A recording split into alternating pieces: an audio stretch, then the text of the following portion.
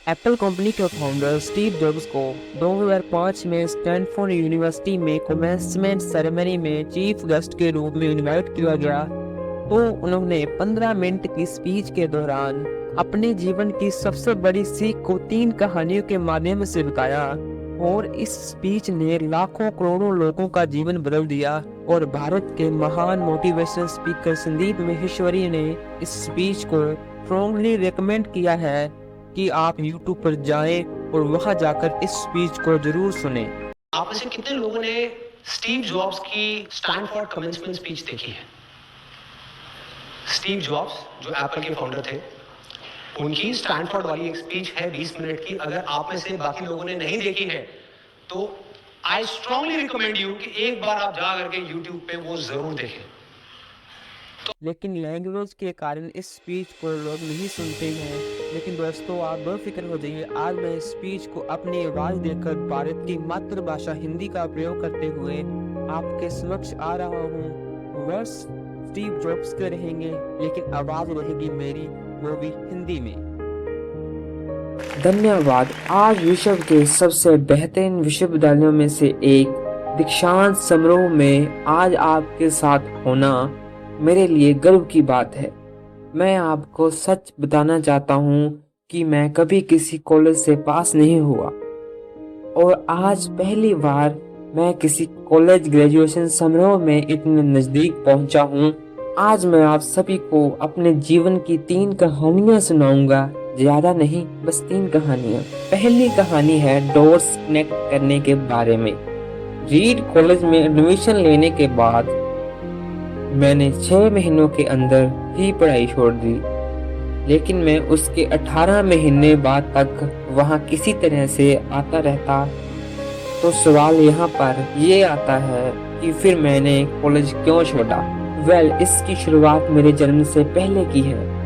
मुझे जन्म देने वाली माता एक यंग अनमैरिड ग्रेजुएशन स्टूडेंट थी, और वो चाहती थी कि मुझे कोई गोद ले ले, लेकिन इसी के साथ वो यह भी चाहती थी कि जो भी मुझे गोद ले कॉलेज ग्रेजुएट जरूर रहे।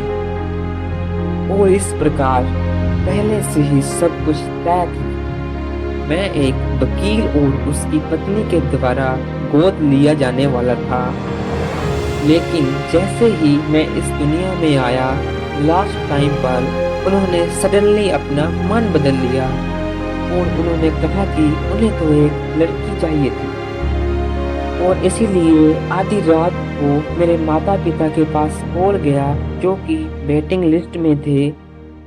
तो उन्हें कॉल करके बताया गया, हमारे पास एक बॉय है, क्या आप उसे गोद लेना चाहोगे? और उन्होंने तुरंत हाँ कर दी। लेकिन बाद में मेरी जन्म देने वाली माता को पता चला कि जिन्होंने मुझे गोद लिया है वो कॉलेज ग्रेजुएट नहीं है, और पिता तो हाई स्कूल भी पास नहीं है, और इस कारण उन्होंने आखिरी अडॉप्शन पेपर पर साइन करने से इनकार कर दिया। लेकिन फिर कुछ ही मंथ के बाद मेरे होने वाले माता पिता ने मेरी माँ को वचन दिया कि हम इसे कॉलेज जरूर भेजेंगे, और इस वजह से उनकी माता मान गई और फिर मुझे गोद ले लिया गया। और कुछ इस तरह मेरी ज़िंदगी की शुरुआत हुई। और 17 वर्ष के बाद मैं कॉलेज गया, लेकिन गलती से मैंने स्टैनफोर्ड जैसा ही एक महंगा कॉलेज चुन लिया। मेरे वर्किंग पेरेंट्स की सारी कमाई पढ़ाई में खर्च होने लगी, और 6 महीने बाद मुझे इस पढ़ाई का कोई भी औचित्य नहीं दिखाई दे रहा था। मुझे कोई आइडिया नहीं था कि मैं अपनी ज़िंदगी में क्या करना चाहता हूँ। कोई आइडिया नहीं था कि किस तरह से कॉलेज मेरी हेल्प करेगा अपनी ज़िंदगी में कुछ करने के लिए। और यहाँ मैं अपने पेरेंट्स की जीवन भर की कमाई पढ़ाई में खर्च करते जा रहा था। तो इसलिए मैंने कॉलेज जॉब करने का निर्णय लिया और यही सोचा कि जो होगा अच्छा ही होगा।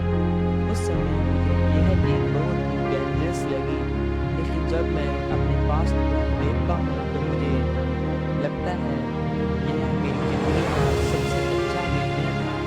तो कैसे मैं आपको अभी बताता हूँ।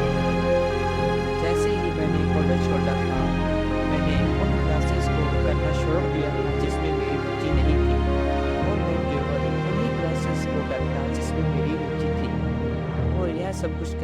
इतना इजी नहीं था, क्योंकि मेरे पास रहने के लिए कोई रूम नहीं था। इसलिए दोस्तों के कमरों में मैं ज़मीन पर सोता। मैं कोक की बोतल को लौटाकर मिलने वाले पैसों से खाना खाता। मैं हर संडे 7 मील पैदल चलकर हरे कृष्ण मंदिर जाता, जिससे कि हफ्ते में एक बार कम से कम पेट भर खाना खा सकूं, और ये मुझे बहुत अच्छा लगता है। अब मैं आपको बताता हूँ कि क्यों कॉलेज छोड़ना मेरे लिए ज़िंदगी का सबसे अच्छा फैसला था। उस समय रीड कॉलेज देश की सबसे अच्छी जगह थी। यहाँ कोरियोग्राफी सिखाई जाती थी। पूरे कॉलेज कैंपस में हर एक पोस्टर, हर एक लेवल पर बहुत ही खूबसूरती से हाथों से कैलीग्राफी किया जाता था। और क्योंकि मैं कॉलेज छोड़ चुका था, इसलिए मुझे सामान्य क्लासेस करने की कोई ज़रूरत नहीं थी। तो मैंने निर्णय लिया कि मैं कैलीग्राफी की क्लासेस करूँगा और इसे अच्छी तरह से सीखूँगा। तो मैंने सिर्फ और सिर्फ टाइपफेसेस के बारे में सीखा।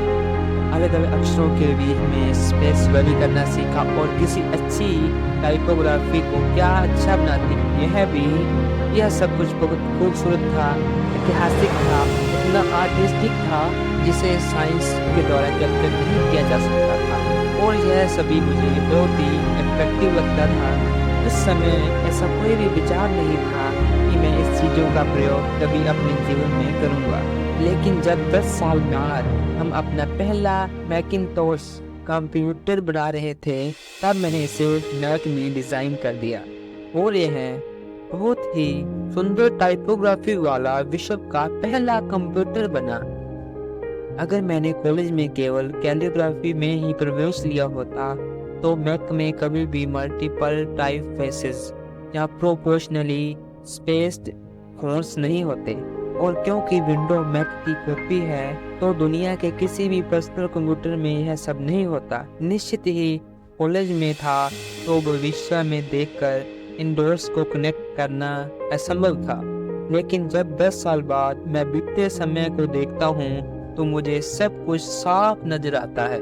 आप केवल पीछे देखकर ही डोर्स को कनेक्ट कर सकते हो, इसलिए आपको विश्वास करना होगा कि अभी जो भी हो रहा है वह आगे चलकर किसी न किसी तरह से आपके फ्यूचर से कनेक्ट होगा। आपको किसी न किसी में तो ट्रस्ट करना ही होगा, अपने भाग्य पर, अपने गर्स पर, अपने जीवन पर, या फिर अपने कर्मों पर।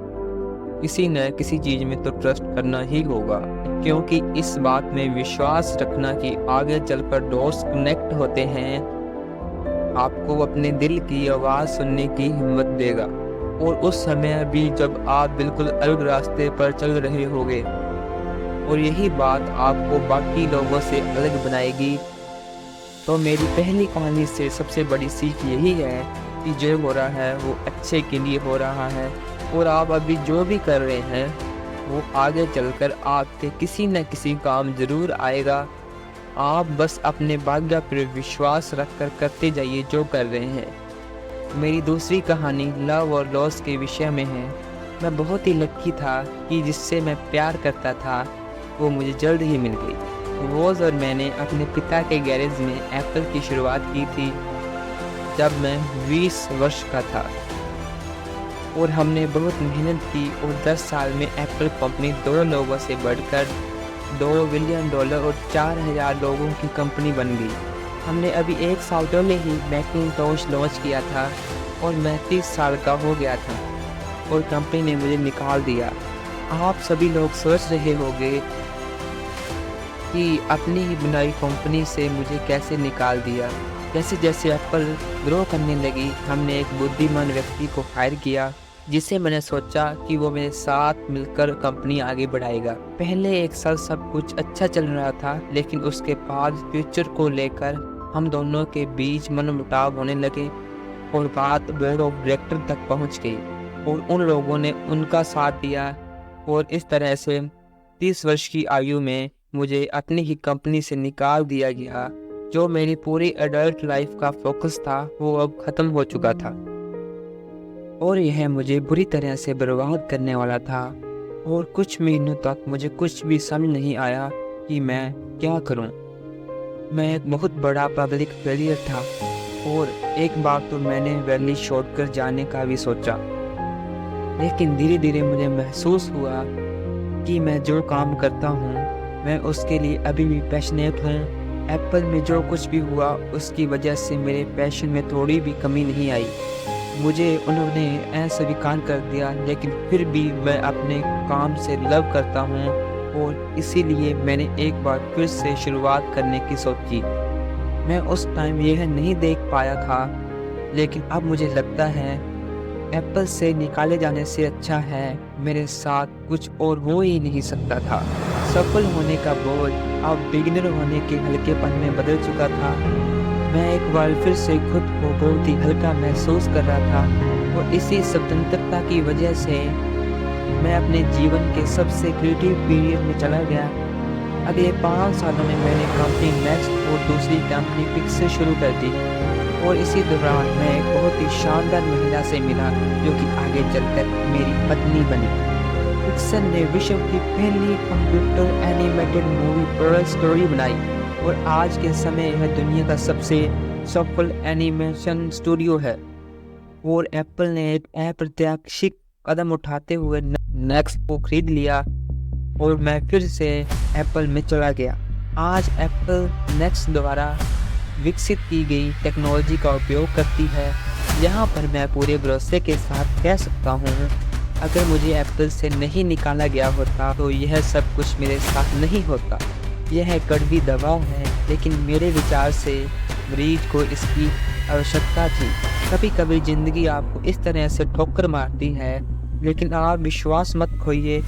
मैं विश्वास के साथ कह सकता हूँ कि मैं सिर्फ इसलिए आगे बढ़ता गया क्योंकि मैं अपने काम से प्यार करता था। जितना अपने प्यार को जानना आवश्यक है, उतना ही आवश्यक है अपने काम को खोजना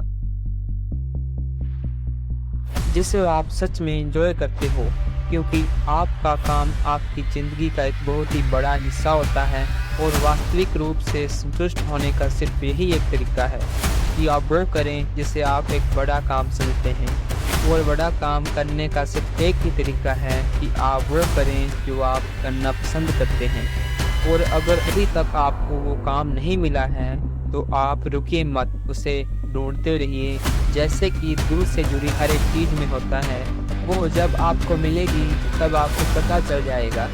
और जैसा कि किसी एक अच्छी रिलेशनशिप में होता है, वो समय के साथ साथ और भी अच्छी होती जाएगी। इसीलिए इसे खोजते रहिए, रुकिए मत। मेरी तीसरी कहानी मृत्यु के बारे में है। जब मैं 17 वर्ष का था तब मैंने एक कोट पढ़ा था, यदि आप हर दिन ऐसे जिएंगे जैसे आपकी ज़िंदगी का आखिरी दिन है तो आप किसी न किसी दिन सही साबित हो जाओगे। और इसने मेरे दिमाग में बहुत ही बड़ी छाप छोड़ दी। तब से पिछले 33 सालों से मैं हर सुबह उठकर शीशे में देखता हूँ और खुद से एक सवाल करता हूँ, अगर आज का दिन मेरी ज़िंदगी का आखिरी दिन होता, क्या मैं आज वो करता जो मैं करने वाला हूँ? अगर इसका ईश्वर ना होता तो मैं समझ जाता कुछ न कुछ बदलने की आवश्यकता है। इस बात पर याद रखना कि एक दिन बनना है। किसी भी चीज़ के खोने के डर को दूर करने का सबसे अच्छा तरीका है। आप पहले से नंगे हैं, ऐसा कोई भी कारण नहीं है कि आप अपने दिल की ना सुने। करीब 1 साल पहले ही मुझे पता चला कि मुझे कैंसर है। सुबह 7:30 पर मेरा स्कैन हुआ, उसमें साफ दिखाई दे रहा था कि मेरे पैनक्रियाज में ट्यूमर है। और सच कहूँ तो मुझे ये भी नहीं पता था कि पैनक्रियाज क्या होता है। डॉक्टर ने लगभग पूरे भरोसे के साथ मुझे बताया कि मुझे एक ऐसा कैंसर है जिसका इलाज संभव नहीं है। और अब मेरे पास में 3 से 6 महीने ही बचे हैं। डॉक्टर ने मुझे सलाह दी कि मैं घर जाऊं और सभी चीज़ों को व्यवस्थित कर लूं। यानी डॉक्टर की लैंग्वेज में मतलब था कि आप मरने की तैयारी कर लीजिए। यानी कि सारी चीज़ें जो आप अगले 10 सालों में करने वाले थे वो बचे हुए दिनों में कर लीजिए, क्योंकि आपका आखिरी वक्त आ चुका है। मैंने इस डायग्नोसिस के साथ पूरा दिन बिता दिया और शाम को मेरी बरसती हुई।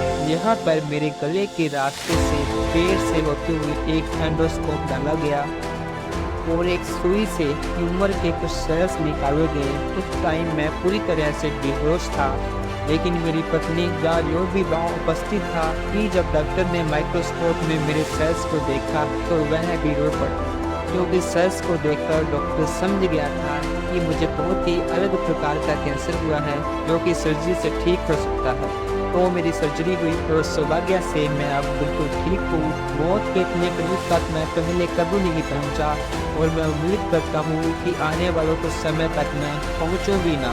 और यह सब देखने के बाद मैं पूरे विश्वास के साथ कह सकता हूँ कि मृत्यु एक उपयोगी लेकिन विशुद्ध रूप से बौद्धिक संकल्पना है। कोई भी मरना नहीं चाहता, यहाँ तक कि वो लोग जो स्वर्ग में जाना चाहते हैं वो भी वहाँ जाने के लिए मरना नहीं चाहते। मृत्यु ही वह स्थान है जहाँ पर हम सभी लोग जाते हैं। आज तक कोई भी इससे बचा नहीं, ऐसा होना भी नहीं चाहिए, क्योंकि इस जीवन का एकमात्र सबसे बड़ा आविष्कार है वो है मृत्यु। यह जिंदगी को बदलती है, पुराने को समाप्त करने का रास्ता खोजती है। और इस समय पर आप सभी लोग नए हैं, कुछ ही दिनों में आप सभी लोग पुराने हो जाओगे और रास्ते से साफ हो जाओगे। इतना ज़्यादा नाटकीय होने के लिए मैं आप सभी से माफ़ी चाहता हूँ, लेकिन यह सत्य है, आपका समय बिल्कुल सीमित है, इसलिए इसे किसी और की ज़िंदगी जीकर व्यर्थ मत कीजिए। बेकार की सोच में मत फंसिए, अपने जीवन को दूसरों के हिसाब से मत चलाइए, औरों के विचारों के शोर में अपने अंदर की आवाज़ को मत दबाइए। और सबसे इम्पोर्टेंट यह है कि आप अपने दिल की और सहज बुद्धि की बात सुनने का साहस रखें, क्योंकि वे पहले से ही जानते हैं कि तुम वास्तव में क्या बनना चाहते हो।